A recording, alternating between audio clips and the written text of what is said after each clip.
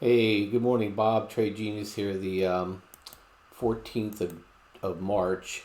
And I don't have to tell you anything about the markets this week. You already know that. So let's talk about the future.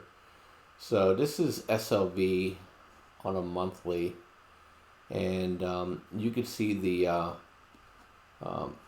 the entire bump from 2018 is pretty much being unwound here. And it's funny they did this similarly in 2016 too, but they decided to do it all in a week this time. And my view is that and here you have to go back to 2008 low. I'll put that in right here at 851 for pretty much a washout here, and then I think we pretty much end for the silver's obviously been lower, but I'm just looking at the ETF here. So it's kind of where we're at right now. And my view on this situation is that we're going to uh, likely to get a pretty good bounce coming. The commitment of traders reports are probably going to go showing that the banks are now net positive going into the Fed meeting on Tuesday, Wednesday. And the expectation is that they're going to take interest rates down to zero, which means essentially there's no more carry for the Europeans, the Japanese, the Swiss, etc., etc. And basically that should unwind the strong dollar, weak currency trade, pair trade that's been happening because of our differential in interest rates. And so this could be a little bit of that. Hey, we're really short. We could push the paper down because we could do unlimited numbers of shorting. And then they cover into the collapse because everybody has nothing. You can't sit at a poker table if you're playing against Warren Buffett and he gets to use whatever he has available. He could just keep pushing in the chips until you have nothing left. And that's what the bankers do to us all the time. But the good news is that when the bankers go positive on the commitment of trader report, the price of this ETF moves higher. The other thing too is we saw that there was extreme buying of the physical silver into this bloodbath, which means that there is definitely a appetite for the metal. And just like what happened with palladium and platinum, is that the bankers with the paper selling won't be able to cover when people are looking for the metals, and we're getting a run on the metals right now. Just think Target, Walmart, and paper and toilet paper.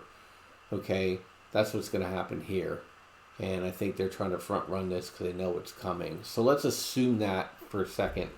So where's the opportunity? Well, it depends. It depends on how much capital you have. I think one of the ways in which you can play conservatively if you have capital is that you can just go into the options for SLV and look. This is just for Friday. It's 13.69 now. If you went with the 13.50, they're paying you 48 cents. It'll be lower on I'm sure on Monday if price stays the same because of the theta. You're paying 33 cents. You multiply that out by 50 weeks, right? You're looking at $15. You're getting paid over 100% annualized for the opportunity to buy SLV at 70 cents less than where it is today, and so it may not even get there. So if you're looking to say, hey, if it goes down further, I'm happy to pay a net of $12.70 for SLV to get some shares. I think that's one way to look at it because right now the volatility is so high. So you go back to here and we look at the VIX. Okay, here's the VIX. Now the interesting thing here was the first time now we've seen a bit of a topping candle, and this is on a monthly. We'll go out to a weekly here. It should look fairly similar though, because everything was Friday anyway. That looks a little bit better for a topping candle, and that when VIX is elevated, the premiums and options are elevated because people are expecting bigger moves. And what happened with silver on Friday will expand what people think is possible for what silver can do.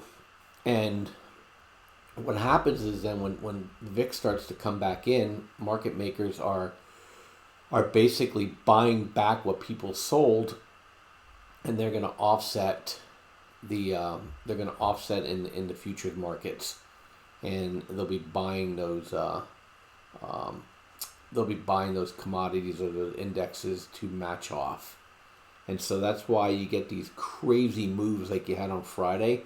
That was the market makers matching people covering their put positions going into the weekend.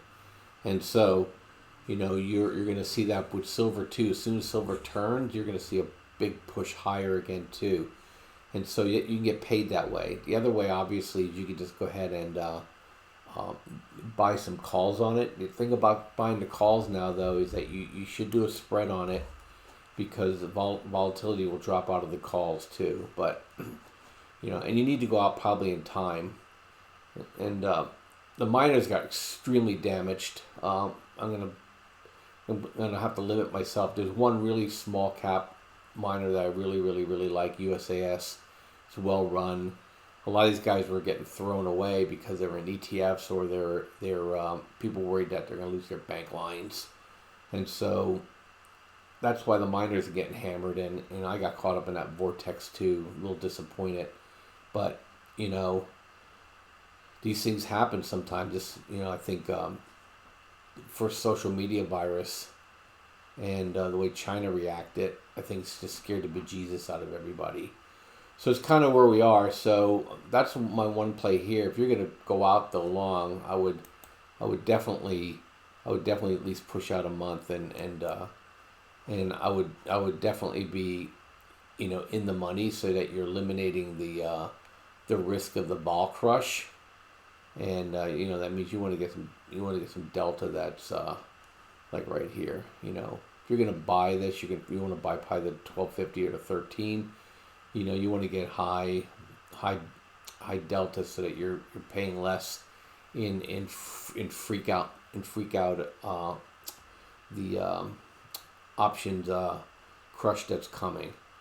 So that's SLV, and I think that's the opportunity. And then probably look at large cap miners, and then USAS I really like a lot.